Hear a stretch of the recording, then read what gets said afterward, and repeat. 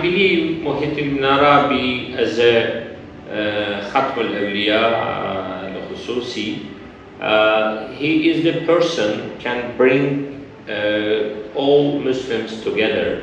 If you are real seeker of wisdom, no escape, one day you will meet Muhyiddin ibn Arabi. You know, Sultan Murad III, for example, he ordered one of the big scholar to translate from Arabic into Turkish of Fususul Hikam. Mullah Fenari is the second mufti of Ottoman Empire after Dr. Kayseri, and he made a commentary on Miftah al-Ghaib of Sadruddin al-Konevi. Huge commentary which is called Misbah al-Uns. This book has been followed long time in Hawza Ilmiya in Qum.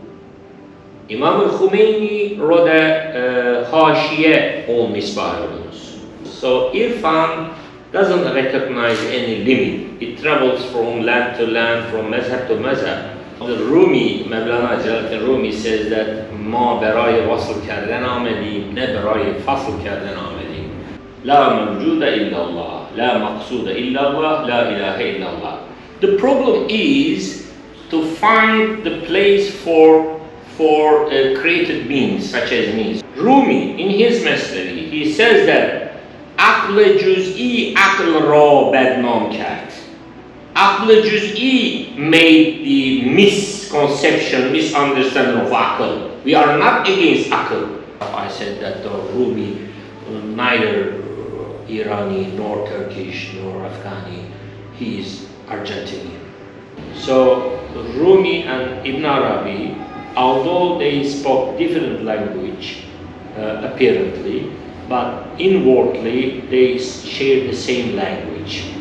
You can follow Ja'fariya, you can follow Hanafiya, Malikiya, Hanbaliya, you can follow Ibadiyya, it doesn't matter.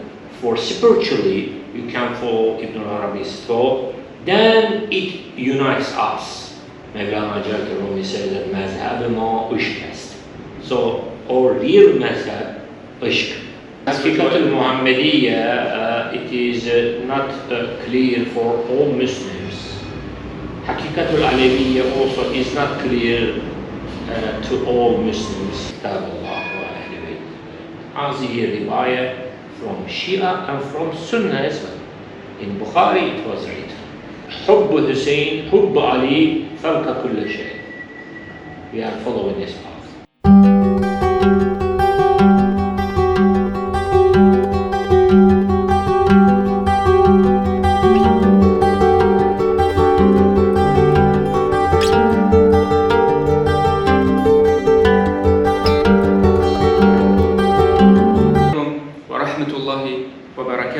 نرحب بكم في سلسلة حوارات فكرية ومعرفية على قناة حيرة ونحييكم من تركيا من اسطنبول. In this interview we're interviewing Professor Dr. Mahmoud Qlij, and he's a scholar in Islamic studies and Sufism. He completed his PhD about being and its stages in Ibn Arabi's thought.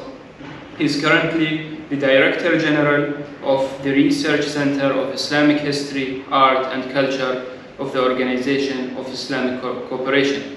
He wrote several books, such as The Sufi and Poetry, Poetics of Ottoman Sufi Poetry, Travel to the Origin, Grandmaster, Introduction to Ibn Arabi's Thought, The Sufi and Art, Lectures on Rumi. So, welcome Doctor, Assalamu alaikum. It's an honor that we are here with you today. Wa alaikum salam, ahlan wa sahlan. So, in the beginning, I'd like to ask you about a summary about your academic and spiritual journey in life, the main stations or people who influenced you and had a great impact on you, and the reason beyond your specific interest in Sufi studies and in Ibn Arabi in specific. Well, it is a very long answer it needs. I will try to be in short. Yes, from my childhood I am searching the truth. I am searching actually whatever external affiliation of my life. being a professor, being a student, being a professor, then being a diplomat and director general. All of them is zahiriyan, externally, my life etiquettes, but spiritually, maybe because of my ancestors. My grandfather was a Sufi master in the Balkan area, so I am maybe carrying some DNA from this spiritual heritage of my ancestors. I was searching myself, actually. So I am very glad to combine both my spiritual investigation in concordance, in coincidence with my external scientific research. So I became professor, full-time professor of Sufi studies and Islamic philosophy in the Marmara University. Yes, I have done my PhD on Muhyiddin ibn Arabi. During my studying, I was attending some classes of the Sufi masters of, at that time, Turkey. Most of them are passed away. They were just last representative of Ottoman heritage of the Sufism, belonging to different tariqas, belonging to different groups, actually. Yes, I met them. I attended their private and public classes. Doesn't mean that I graduated spiritually, so I became big man in Sufism. No, or actually, whenever I attended their courses. As much as I listened from them, I felt that I'm just one small point in this world, a small nukta. As Imam Ali says that al-ilmu nuqtatun wa katharu al-jahilun. Yeah, we are ignorant, so we made them multiple. Actually, the science is one. Yes. Maybe you'd like to mention a certain incident in your life or a certain master which influenced you more or which drive you to this path more and the path of discovering reality and fun more and more? Well, too much. Some of them are spiritual, some of them physical I met. Yeah, physically, wherever I went, outside of Turkey also. I lived in London, and sometimes when I was living in London, I was visiting the house of Martin Links, rahimahullah, passed away, Sheikh Abu Bakr Sirajuddin, his name. So in Iran, I lived 10 years in Iran. I have visited some scholars who has benefited from Irfan. Recently, I have visited Hassan Zada Amuli, rahimahullah. Just last week he passed away. And I visited Qom many times. And from Hawza Ilmiya, I met some Shiite scholars, but has Irfani connections. And also I have visited some Arifs of Iran, which they are not from Hawza Ilmiya, outside of Hawza Ilmiya, from the Sufi groups of Khorasan, Kurdistan, and some other parts of Iran. I met very nice men of these lands. And also in Pakistan, when I visited, I met some of them. And in Indonesia, which I was recently being an ambassador of Republic of Turkey to Indonesia, so I stayed sometimes in Indonesia. I met some good friends, good scholars and Arabs there. In my younghood, I lived 2 years in Cairo. During my visit to Cairo, I met some Sufi sheikhs. I visited them, belonging to different tariqas. Well, in Balkan, in Bosnia, in Tunis, in Algeria, in Morocco, wherever I went, I met some Sufi masters. I talk to them, I listen to them, I try to benefit from them. So if I will count the names, it will be a very long list of the names of these scholars. So المعرفة الإلهية, as we say in Arabic, بحر بلا سائل.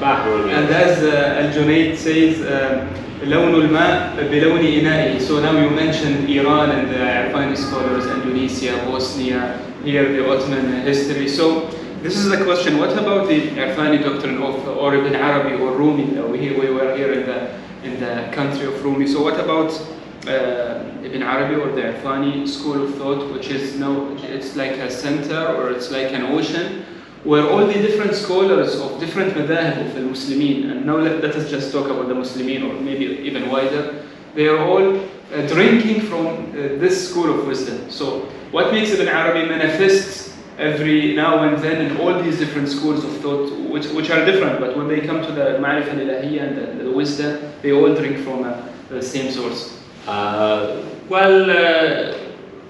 Actually, Muhyiddin Ibn Arabi is one of the great Sufi masters of Islam. Of course, there are many other Sufi masters, great arifs of Islam.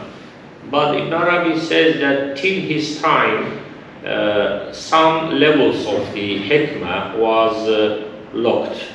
And he got the permission to unlock these gates. And so, nearly 500 books he left behind him. So far, we received only one five of his heritage, around 100 manuscripts which remains today. And one of them is 37 volumes of Futuhat al-Makkiyah, but unfortunately his tafsir of Quran, for example, lost 64 volumes of his tafsir has been lost. I believe Muhyiddin Ibn Arabi as a Khatm al-Awliya al-Khususi, he is the person can bring all Muslims together, and I believe Ibn Arabi's path, Ibn Arabi's way of understanding, way of explanation of the religion can unite all mazahib. So practically we witness this. As you know, although Muhyiddin Ibn Arabi grew up in a Sunni family, he is a Sunni background, he is a Maliki origin from Andalusia, but his thought, and he is Arab originally, he is Arab, but among his followers there are Shia, there are Hanafis, there are Sunnis, there are non-Arabs, Ottomans, Turks, Indians, and Iranians, Central Asia, Africa, even nowadays some followers in Europe, in Western countries. As you know, Muhyiddin Ibn Arabi's society was established in Oxford in Britain, not in Islamic world. This is a shame to Muslims actually. They never established an institute under his name. Because there is a big debate around his name, especially modern occupation of the modern mind, Muslim mind, by Salafi and ideology, mostly destroyed our spiritual approach. So it's a shame from one point of view that Muslim people didn't make the society, for example, but from another point of view, famous professors such as Said Hussein Nasr or William Chittick or James Morris or others, they discovered Ibn Arabi from the west to the east, and they gained from his wisdom, and they translated his wisdom to the other countries. So from another point of view, it caused this widespread of Ibn Arabi's wisdom and spirituality to all different countries. Nasibuka yusibuka. So it depends on you're thirsty of wisdom, if you are real seeker of wisdom, no escape. One day you will meet Muhyiddin Ibn Arabi.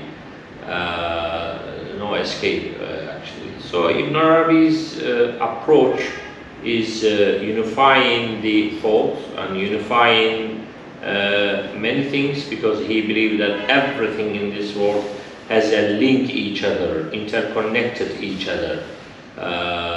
So this is Wahdat al-Wujud. For example, at the beginning of Ottoman Empire, all the Ottoman sultans and Ottoman scholars such as Dawood al-Qaysari, such as Mullah Fenari and many others, they were paying very high importance towards Ibn Arabi. They were real Ibn Arabi's followers. You know, Sultan Murad III, for example, he ordered one of the big scholars to translate from Arabic into Turkish of Fusus al-Hikam. When he completed his translation, Sultan himself first checked the translation and he named the translation. He said that this is the name of the translation is Keshful Asfar an Wajh al-Kitab. Sorry, I am repeating again. Keshful Hijab an Wajh al-Kitab. The Sultan he named, he gave the name of title of this translation. So when you go to Mullah Fenari is the second mufti of Ottoman Empire after Dawood al-Qaysari. Dawood al-Qaysari himself was made a commentary on Fusus al-Hikam, not in Khanekah, not in Dargah, not in Sufi Zawiya, in the Mudresa system of Ottoman. In Iznik Mudresa was the first university of Ottoman Empire. So he was the rector, he was the dean of the faculty, so he made commentary on Fusus al-Hikam in Mudresa. And after him, Mullah Fenari is a big faqih, big jurist with big Shaykhul Islam, Mufti, and he made a commentary on Miftah al-Ghaib of Sadruddin al-Konevi. Huge commentary which is called Misbah al-Uns ala Miftah al-Ghaib. This book has been taught long time in Hawza Ilmiya in Qum. Imam al-Khomeini wrote a Hashiyah on Misbah al-Uns. When I was visiting Qum, I saw this book at the hand of one young student who is attending, his mu'ammam was attending the courses of this scholar. And I asked, what this book? He said, very great metaphysician's book. Who is he? He said, Allama Buzurg Shia, Mullah Hamzah Fenari. And I said that no, he is not a Shia. He said, no, he was the Ottoman Hanafi Mufti, Mullah Fenari. Can you imagine? Nobody knows. So Irfan doesn't recognize any limit. It travels from land to land, from mazhab to mazhab. Imam Khomeini or Arif al-Shia in Iran, they didn't even pay attention who was he. He was Sunni or Hanafi, it doesn't matter. The content is more important than your mazhab. انظر إلى ما قال لا إلى من قال, or الحكمة ضالة المؤمن. So it's the path of Irfan, the path of wisdom and love that unites different people. Here is an interesting question, Dr. So you mentioned Ibn Arabi, Al-Qunawi, Mullah Hamza al-Fanari, and Dawood al-Qaysari. They are all in the context of the Ottoman Empire, and yes, they're from Turkey or from Al-Hadara al-Uthmaniyya. And at the same time, we have in Iran the people who continued the path of Ibn Arabi and developed it. Are Sayyid Haydar al-Amuli, who started working on his books, and then we have the Mullah Sadr al-Shirazi, and then obviously Al-Fayz al-Kashani and other Mullah Hadis al-Zawar and other people. So why the two empires politically, they had very strong conflicts and the conflicts of interest and maybe wars or differences. The great masters of Sufism and wisdom, they are gaining from each other. So they were developing the school of Ibn Arabi. In this side, Fanari, Qaisari, and Qunu. This side, Mullah Sadra. So how you analyze this also? So the Romi, Mevlana Jalaluddin Rumi says that ما برای وصل کردن آمدیم نه برای فصل کردن آمدیم. So Arifan, Gnostics, Arif came this world to unite, but the politicians, they disunite. So even today, the politicians actually destroy the real traditional Islamic understanding. They are manipulating, they are investing on your philosophy, your thought. I don't want to blame all of them, but they are approaching to the religion not sincere inner understanding. That's political investigation. So this is the big problem actually. But unfortunately, yes, you mentioned that in Iran there's a tradition still they are teaching those books of Kayseri and Konevi and Fanari's book, and also Mullah Sadra's. But Doctor, let us go back. So how you analyze the flow of Ibn Arabi's school in the Shia school of thought through Haidar al-Amuli and Mullah Sadra? So what is their creativity in continuing this path actually, the academic way, or in strengthening these theories? Well, Ibn Arabi's thought, as I told you, that very high level. So among the Shia scholars, starting from Mullah Sadri, Shirazi, then of course this path, this khat, although nowadays is invisible, it became a sacred path of both in Sunni world and in Shia world actually. There's it became invisible now. Or neglected, I must confess. We have to revive it again. Of course, Mullah Sadra was not a only commentator on Ibn Arabi. The difference is actually whether Ibn Arabi's legacy is just Irfan Nazari or Irfan Amali. If it is only Irfan Nazari, it's a theoretical interpretation of the Irfan, is something else. But Sufi tradition says that without Amal, one of the great Sufis says that بدون مجاهدة لا يوجد مشاهدة. So in order to gain mushahada, you need some mujahada, which is Sayyid al-Suluk. But Sayyid al-Suluk is not just a theoretical classroom classes in Hawza Ilmiya. It needs something is spiritual training also. In Sunni world and Shia world, we have to rediscover this path. First of all, our religion, Islam, whether we Shia interpretation or Sunni interpretation, Islam is a spirituality. So inside the spirituality, you have to follow the path, Sharia, Tariqah, to reach Haqiqah or Ma'rifah. All great masters, they divided, or not divided actually, they systematized of religion in three levels. Sharia is external. For example, you are in Istanbul. If you want to meet, just supposing that we are living in Ottoman time, and you came to Istanbul to meet Sultan. All right. First of all, you have to know the address of the Sultan, which is Topkapı Palace. We are neighbor, close to the Sultan. So you have to search, you have to know where you have to search in. His address in Topkapı Palace, alright? Okay. Then you have to go there. When you go there, you will first meet the gate of the palace, but the gate of the outside garden. You cannot enter the palace.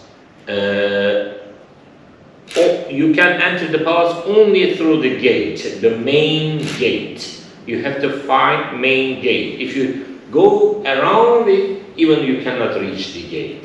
First, you have to find the gate. Then, when you knock the gate, a doorkeeper will open the gate, and they welcome you not to the center. They welcome you to follow the path from the outside walls of the garden to the inner palace, because palace at the center.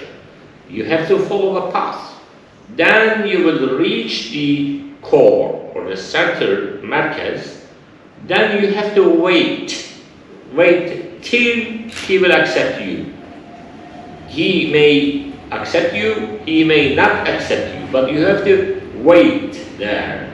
Intezar. You have to keep knocking the door until it's open. It is open. So many levels and stages. Many levels. So this symbolism is applicable to the vertical, although this is a horizontal symbolism, it is applicable to the vertical travel of us.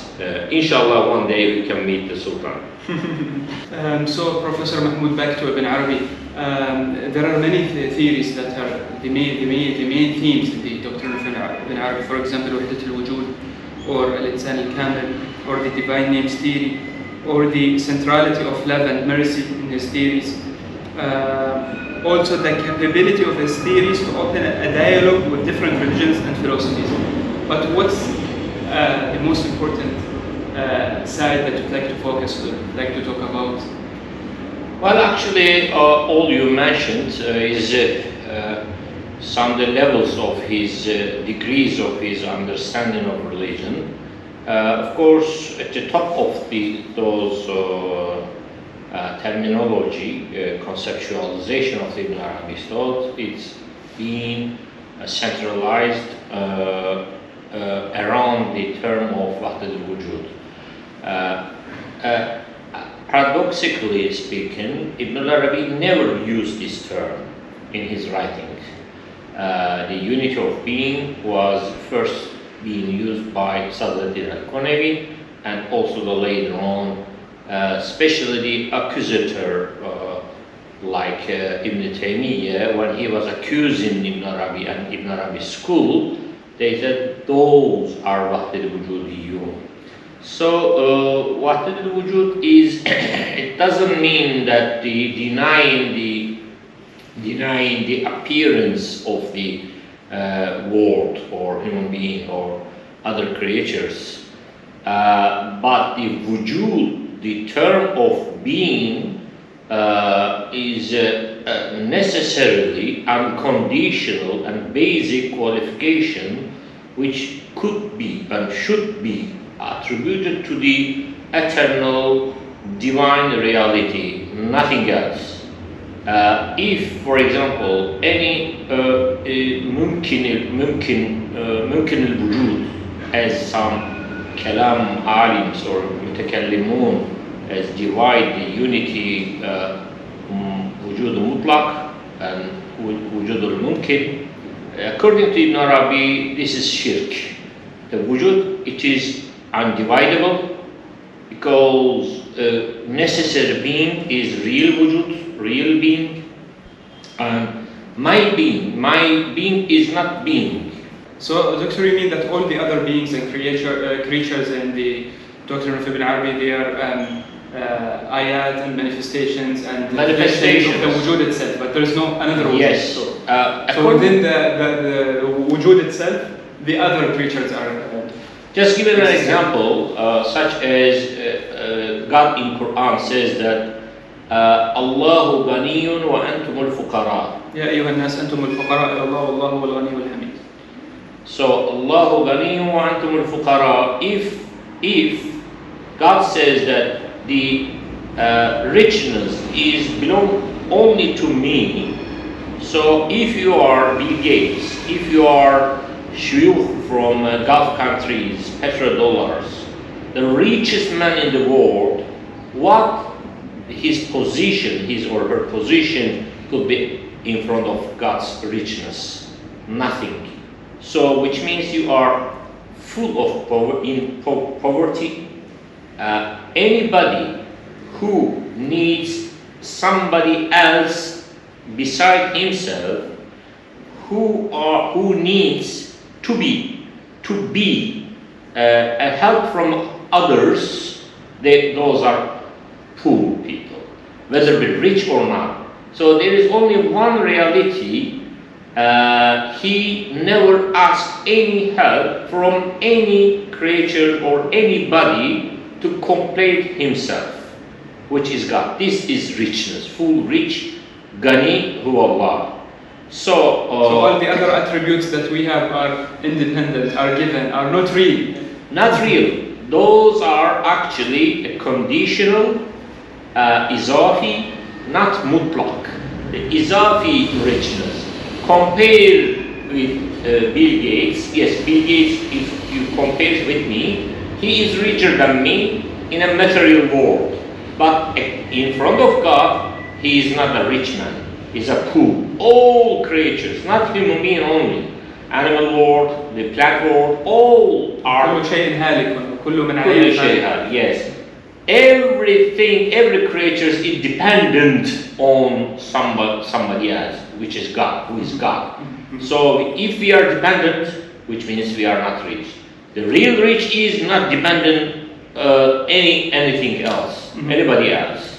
So same analogy we are using.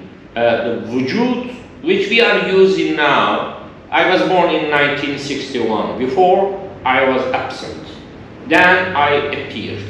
Then I don't know how many years he bestowed upon me, and then I will die. Ibn Arabi says, at the beginning, where you were, and at the end, where you were, then we can make hukum according to beginning and end. And the middle is nothing. Just at the beginning, the real being was at the beginning, is now, and later on, he will continue. Then he is Sahib al-Wujud. If I was absent, and at the end I will be absent, so I am absent now. Illallah. La mawjuda illallah. La maqsuda illallah. La ilaha illallah. The problem is to find the place for created beings such as me. So who I am here. This is appearance. This is not real world. الظهور, as they call it. الظهور. You know, one example of the Mawlana al-Romi in his Masnavi, he gives this example, which I am a little bit modernize or update his example, such as supposing that we are smoking cigarette, and this salon is full darkness. There is no any light. Full darkness, this salon. And I am holding a cigarette with lighted one and holding towards you, and I am asking what you are seeing. All geometrically, what type you are seeing. Everybody present in this room will say that we are seeing a nokta. We are seeing a lighting nokta point. Alright, okay.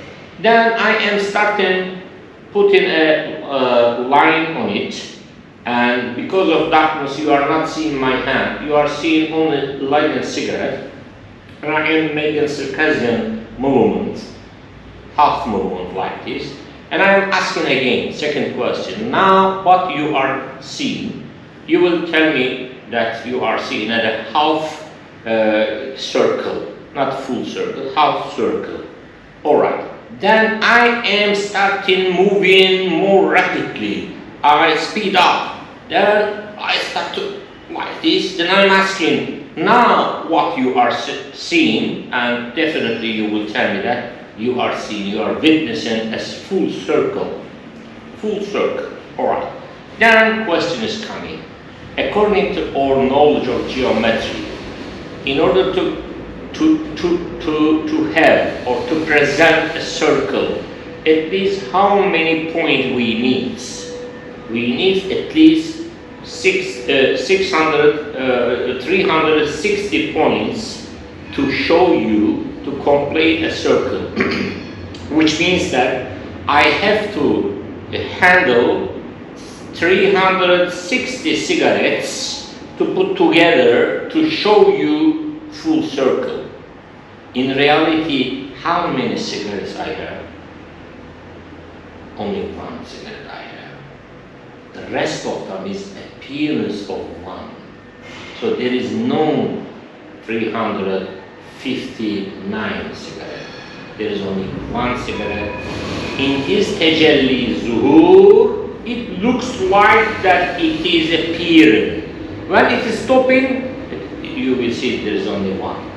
A very interesting example, Doctor, and also from another point of view, the salik in the Qaws al-Su'ud, he should realize and see God with his heart, as they say in Arabic, القلب يتقلب في التجليات الإلهية المختلفة. So he should recognize God in all the different manifestations that are existing in the wujud. So, and that's by this way he can ascend towards knowing God in all different manifestations, because if he limits himself to a certain manifestation, then he'll be close-minded, or like some of the ulama which don't agree on all different theories, because this is the theory I understand. But Ibn Arabi says, قلبي قابل لكل صورة. So it should accept the other forms of tajalliyat also.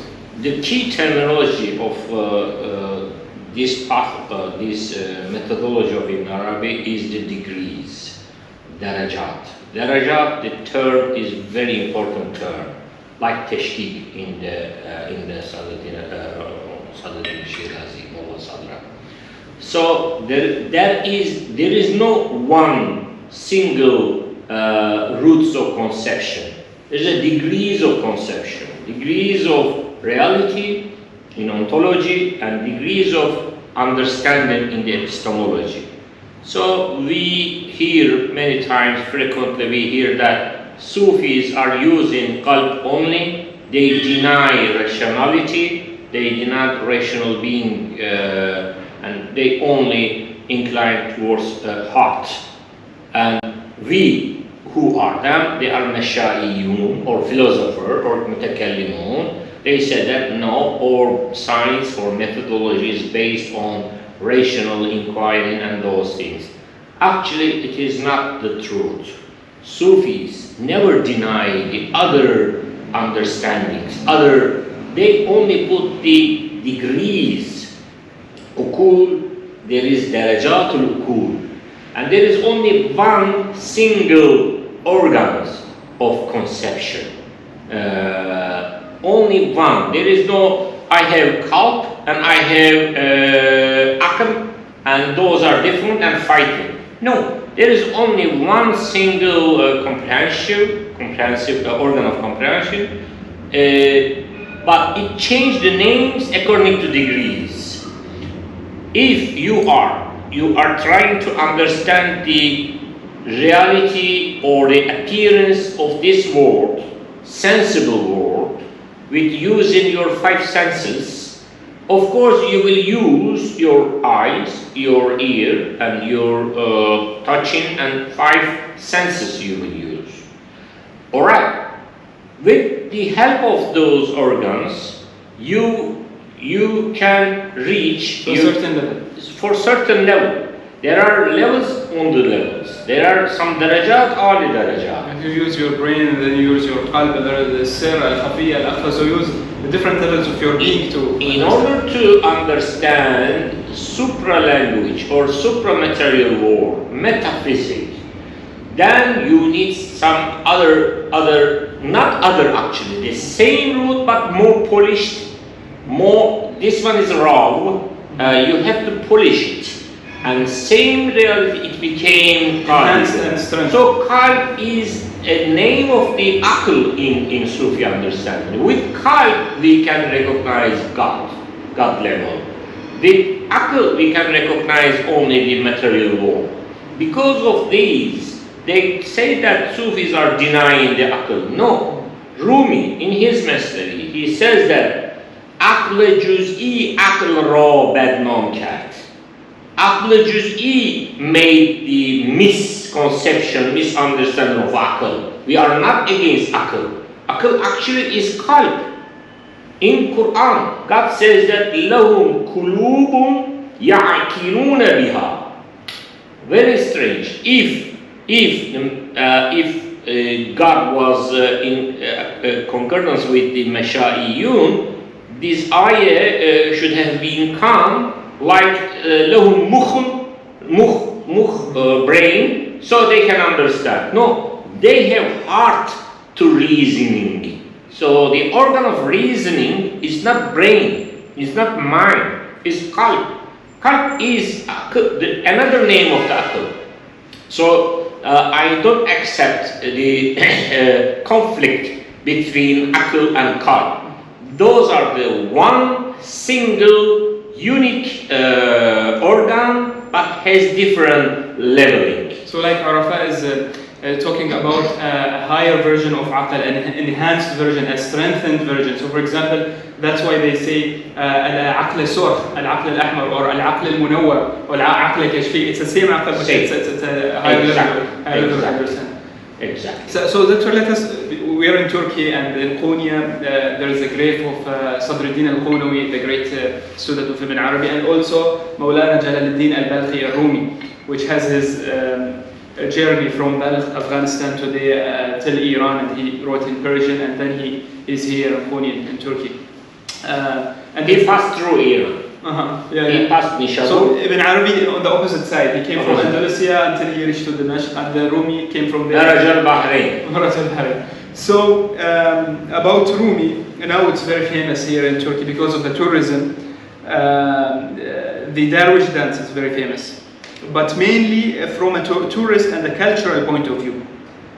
So the question here is, what's the deep spiritual symbolism of Rumi's Darwish dance, and also the station of Rumi among the great Sufi masters and poets in the Islamic history? Why is he so famous? Why is he so loved nowadays? It's translated in all different languages in the world, and people find the word or the language of love and spirituality in Rumi exactly.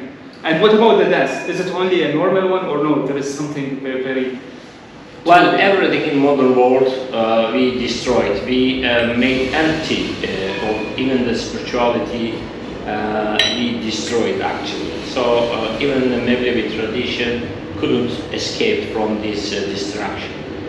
This is anti-traditional approaches of modernity. When in Shaolin monastery in Japan, when the priests they were practicing something is initiatic way of fighting with your mirror effect or your zil. They call it kung fu and karate. Karate and kung fu in those Shaolin monastery in Okinawa Island was not sport, was a ritual. When the Western people they took it to the West, it became sport and materialized and commercialized. They destroyed it, huh? They transformed it to another thing. They destroyed the spirit. There were no competition in karate. With whom? You can compete with your inner self only. So same this example, it happened to some spiritual tradition in Turkey, everywhere actually. If we look at the life of the Maulana Jalaluddin Rumi, he first of all he was an alim of Sharia. He was teaching. His name in the Mudresa system in Hawza Ilmiya, he was Mullah Khudawandigar. He was a mullah. He was teaching Arabic, he was teaching tafsir, he was teaching Quran and ahadith, and of course then later on poetry, philosophy, irfan, gnosis and all those things. So nobody can accuse him that Rumi was unaware of the roots of the religion. No, he was a scholar of Sharia first of all. But Sharia itself is not enough. It needs to fulfill the real meaning inside. If it is Sharia, Sharia is outside of the religion, Zahir religion, and what is the Batinuhu, what is the esoteric aspects of religion, which is Sufism. So in Sufism, in the way which he used, First of all, he never established a tariqa, which is called Mawlawiyya. Not peers, they established the tariqa under their names. Later on, they call that those are Mawlawis. Those are who are following the Rumi's explanations. The followers or students? Ijtihad, like you are muqallid of Ayatollah Fulan, you are muqallid Ayatollah Filan. So you can be following a mujtahid in fiqh al-zahiri. Fiqh al-batin is the same. You can follow Shah Naqshband, you can follow Ibn al-Arabi, you can follow Shaykh Hasan al-Shazili. It depends on which peer, but must be peer. Peer is مرجع تقليد في الباطنية. في العلوم الباطنية. مرشد or شيخ الطريقة or no, those are no. Peer, according to tradition, means at least 40 murshid he trained. At least 40 murshid or sheikh was succeeded in their initiation spiritually. They got permission from Prophet Muhammad, Sayyidina Ali. They approved their sheikhness under the guidance of this man. Then he called peer, which means marji'i taqlid. So we're talking about عارف واصل, عارف كامل. عارف كامل. So then they use some instruments to train the people. Sema is just one of them, not only of them, just one of them.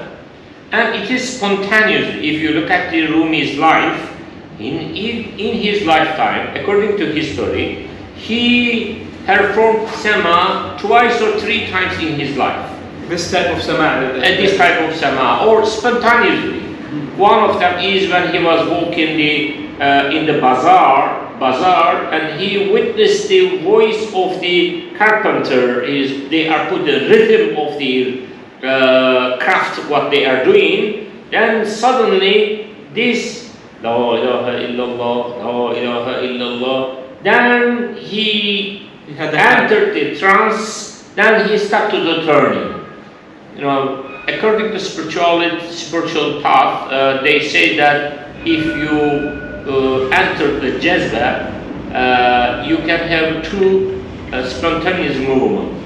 Either you can turn around yourself, or you can hide yourself like a fetus in the womb of your mother, like a fetus. So they said it's automatically, unintentionally, your body doing this. So when started to hear this, as you know, Sema is Arabic, and the real meaning of Sema is hearing. If you hear something, then you can lose yourself and start doing something. So he made Sema. They said nobody could stop him. 2 hours he made a Sema. Allah, Allah, Allah, Allah, Allah, Allah. And sometimes there was a levitation from the earth. They raised up. They raised up because this is the state of trance. He lost his material body and he became levitate from the earth. So this tradition, after he passed away, it became one of the symbol or the roots of his tariqah. But till the 18th century, all Mawlavis were doing Sema in a room, in a Tawhid Khana or Jem Khana or Sema Khana, with closing the doors and with light off and with the Quran recitation at the beginning, and there were no any single visitors or watchers. You can join Sema or you can go outside. So it's a sacred performance. Sacred ritual. Sacred ritual. You cannot only watch who are they performing. Till the 18th century it was like this. Then they made so people were feeling ahwal, And at the beginning, in order to enter the trance, you read Quran, you read first they perform Salat al-Maghrib, then read Quran, then read from Masnavi, make a Sohbatul Haq Sohbati, then starting slowly, your feeling going up, then Sama starting. This is the quality of Sama is completely different. In Arabic we say في حالة عفوية. في حالة عفوية, and not automatically, and you are closing your eyes. You don't know who are whirling next to you. It's a type of dhikr. Type of dhikr. And of course, at the end of 18th century, there was a street which is called Istiklal Street here in Istanbul. There was a big Mevlevi Khana there. On this street, there was a consulate of the foreign states in Ottoman Empire, to the Ottoman Empire. German, Britain, all Americans, at the time there were no America, but many Western consul generals and embassies was there. So some of them, they were interested in Sufism. Some ambassadors were interested in Sufism. They want to see how it is. So they permit some visitors. They call it Zuwar Maksuresi. Zuwar Maksuresi, which means we will do performance here, and on the corner there will be, they allow some limited person, mostly non-Muslims, can watch us, and they watch. Some of them they enjoyed it. Some of them, when they return back to their country, they wrote in their memories. I have attended zikr ceremony. They were, especially they were in a psychological state. They were in trance and shouting. Those they are crazy men. They wrote like this, and some of them they said I affected too much, and even some of them entered Islam and so on and so forth. Of course, then later on it became this ceremony more externalized and more commercialized. Nowadays, we have a paradox here in Turkey. According to our constitution, any Sufi activities in a traditional way is forbidden. To call someone as sheikh or murid is 6 months prison. This is still written. After the revolution, it happened in Turkey during the founder of Republican period, Mustafa Kemal Atatürk's revolutions. They banned in 13th of November of 1925 all Zawaya, Tekaya, Khanikah, Dargah, Ribat, all of them are the process of modernizing and secularizing. So they closed down. So there is no officially recognized Sufi activities. But this was unnatural. You cannot hide, you cannot control, and of course you can close down some rooms. The official rooms, but then the official rooms, but they can gathering at houses, private houses, there, and till now it's continued. But because of Rumi's famousness in West, many people love Rumi's poetry, translated into every languages. And each year during the Sheb ceremony, which I told you previously, 18 December of each year, his anniversary, many people all over the world, they are coming here. Private plane comes from Iran, 7, 8 planes, and buses comes from Iran. Many Iranian friends, many Afghani friends, they are coming. So they said that, at the entrance, when you will go to Konya, you will see at the entrance, it was written on the main entrance of his mausoleum, it says that Kâbet el-Ushshaq bâşad in maqam, her ki nâqis âmed injâ shad tamâm. This is the verses of Abdurrahman al-Jami. So they put it there. This is Kâbet el-Ushshaq, the center for divine lovers, all over the world they are coming. So then, of course, some of them are Muslims, some of them Muslims, but they want to see. Now, unfortunately, there are more watchers than performers. I don't blame that all performers of Sema, they are doing this for salary. But there are some dancers. They can perform any kind of dance in Egypt, in Turkey, in Iran. They say that I am a choreographer, I can do something, but this is not a Sema. Copied something from Sema, but it is isolated from sacredness. In Konya also, there's a big salon. Many people are watching. Only 7 people or 10 people or 15 people doing Sema. So, but Doctor, the essence of it, the Sema, it has a very spiritual, symbolized meaning, like the hand that's taking from Haq, the other hand that's giving to the Khalq, and the person who's wearing black and white, symbolism for peace, and the black color, and the turning around God's centralizing himself. So the whole thing has, I think, mystery. Full symbolization, yes. At the beginning, as you know, they are wearing a black cloth and darkness.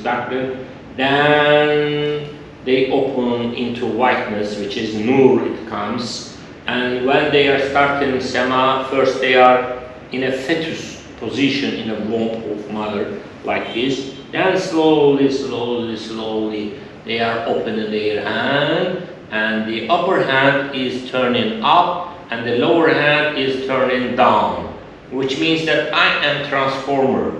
I am taking divine messages from up, then given to the people, I am a transformer. The door of the wali or the insan al-kamil. Yeah. But these symbols also gives a good example of the clearing or answering the accusation of Ibn al-Arabi. Some people, they accused Ibn al-Arabi saying that Ibn al-Arabi was claiming that the Velaya is upper level of the Nubuwwah. Ibn al-Arabi, well, according to them, they claim that Ibn al-Arabi was believing that sainthood was superior than the prophethood. So, which means against Islamic rule, so he is a kafir.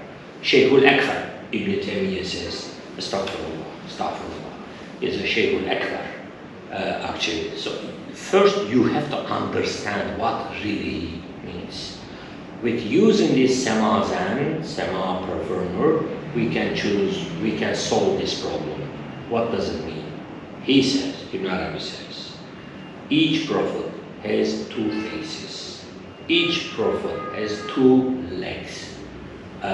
One leg goes up, one leg goes down.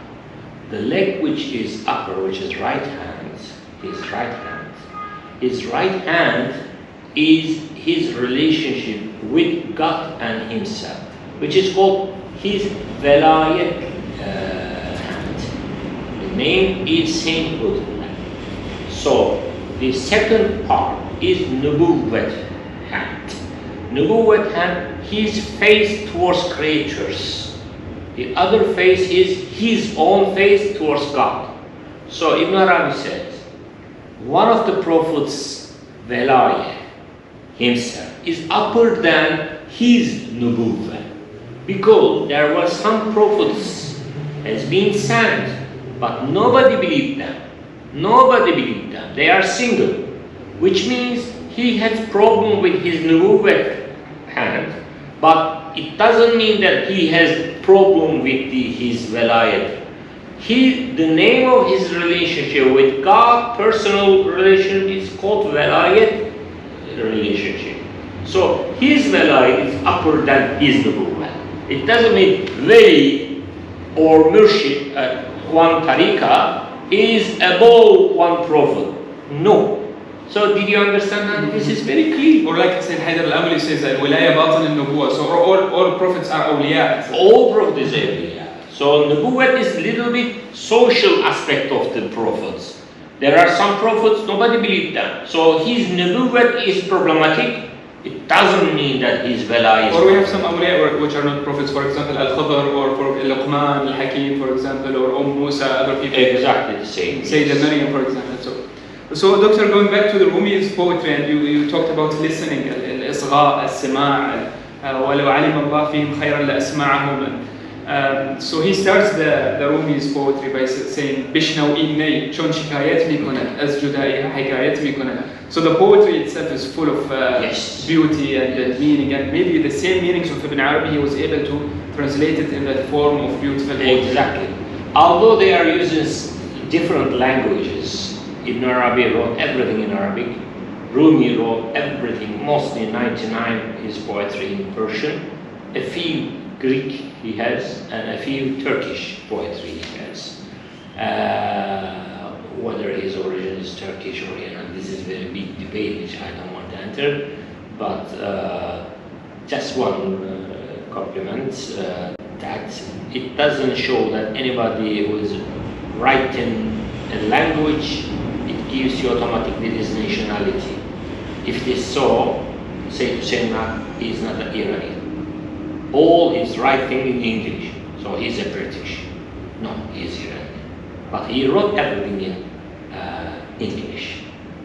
Rumi's time, poetry, many people were choosing Persian. That's a famous language that was Lingua franca. In Ottoman Empire, for example, one scholar, one alim, whether it be Turkish, Arabic, or Persian, it doesn't matter, one alim, if he wants to write a religious book, fiqh, hadith, or tafsir, he prefers in Arabic. It doesn't mean that he's Arab. He's Turkish. Abu Suud Effendi, he wrote a very big commentary on tafsir, available in the market of Arab world everywhere. Ibn Saud tafsir. He is Turkish originally, but he wrote in Arabic. البلد هو ما حملك. So Rumi is for all. He's Afghani, he's Irani, he's Turkish, and he's an Islamic figure in general. هر کسی را از زن خود شد یار من، از درون من نجز اسرار من. He says that everybody is taking me from their group. You know, they said that he belong to us, belong to this man. And I'm above all these groups. So, nobody is searching what is inside me. So in 2008, there was a UNESCO Rumi year.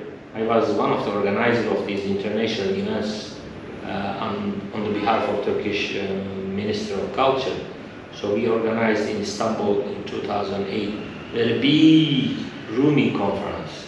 Around 400 scholars all over the world they came. In one of session I was attending, you know, there was a big debate between a scholar from Tajikistan, a scholar, academician from Afghanistan, and two scholars from Iran, and one scholar from Turkey. They were quarreling. Tajikistan scholar says that Mevlana belonged to us, he was Tajik, because his language and everything is Tajik. And the place where he was born in Wahsh. Wahsh is belonged to Bech. But he said that there is a two Wahsh. One of them is Wahsh Adna or Wahsh Bala. So Wahsh Bala in Tajikistan, Wahsh Adna in Afghanistan. Everyone wants to relate Rumi to his country. Afghan raised after. Afghan says no. So you're mentioning the story that every person would like to say that Rumi is from our country, and then Rumi is for all. That's what you were saying. Yes, that's so. So, I made a joke, you know, I raised up, I said that the Rumi, neither Irani, nor Turkish, nor Afghani, he is Argentinian. Everyone is laughing. I said, please, just I want to take their attention from these stupid girl, and then I recite this poem of nobody's searching inside me. I said that I am Turkish. If Rumi, believe me, if Rumi, it was officially approved that he was Argentinian or Brazilian, my iman, my belief will never be changed. Never be changed. You'd like to mention some combination between Arabic and Rumi or something? So, yeah. Well, in Ottoman tradition, Ottoman scholars, they were believing that we suck milk from two mothers. We suck milk from two mothers. One is Ibn Arabi and second is Romi. So Romi and Ibn Arabi, although they spoke different language, apparently, but inwardly they share the same language. We can add in Turkish hinterland, Yunus Emre, Niyazi Mesri, Abdullah Salahi, Ismail Hakkı Bursevi, many other scholars, all of them are footnotes of Ibn Arabi in Turkish language. Same in Iran. Sadreddin Shirazi, Sayyid Haydar Amuli, Sayyid Hasan Hasanzade Amuli, everything, all of them are just the footnotes of Ibn Arabi. Manifestations of it. Manifestations of it. So for me, for the closing this session, I hardly recommend to rediscover this irk manevi, this spiritual tradition of Akbarian tradition, above all Muslim mazahib. You can follow Ja'fariyya, you can follow Hanafiyya, Malikiyya, Hanbaliyya, you can follow Ibadiyya, it doesn't matter. For spiritually, you can follow Ibn Arabi's thought, then it unites us. The jurisprudence, the mazhab, divides us. I mean mazhab, not spiritual mazhab. Mevlana Jalal says that mazhab ma ishq است. So our real mazhab, ishq. Mevlana was Shafi or Hanafi, it never shows, never says that I am Hanafi, I am Shafi. We know that yes, he is Hanafi because his father and his family, we know. Ibn Arabi, his father and his family, Maliki. But he is not just obeying muqallid of Maliki mazhab. And he never mentions those things. He's a mujtahid. So the platform, the center or level of unity is irfan, not on the level of just like Imam Ali says, العلم نقطة كثرها الجاهلون. So if you'd like to mention something, wisdom about Imam Ali, because all Sufi paths and knowledges are claimed to be gained or to be gone back to Imam Ali's nasab or to Imam Ali's spiritual station even. Spiritual station. So yeah, what about, so he's a personality that can unite all the different Muslim paths. Although that some sectors try to say no, he's this Imam or a certain method, but I think another interpretation should be that Imam Ali is the father of all these. Like Hakikat al-Muhammadiyya, it is not clear for all Muslims. Hakikat al-Alawiyya also is not clear to all Muslims, including some people who claim that they are following, or they claim that we are Shia of Ali. Actually, yeah, this is only apparently something. Name. What is the real meaning of Hakikat al-Alawiyya, Hakikat al-Ali, Hakikat al-Zahra? So this is the. Inshallah, we pray that God never take us from their Safina Nuh. They are. We believe that Ahl Bayt, Atrati, Taraktu. Prophet Muhammad says that I left you two things. If you strongly hold in those sources, you never go astray. Which are they? Kitab Allah wa Atrati Ahl. Kitab Allah wa Ahl Bayt. Hazihi riwayah from Shia and from Sunnah as well. In Bukhari it was written. So we believe we are not Shia. Ottoman Muslims, we are Sufis, and we believe Ahl Bayt, and it doesn't mean that for mazhab we have to be a Shia. Sunni or Shia, those are divide us. As Ibn Arabi says, الدين بدين الحب أن يوجد الحب. دين حب حسين حب علي فوق كل شيء. We are following this path.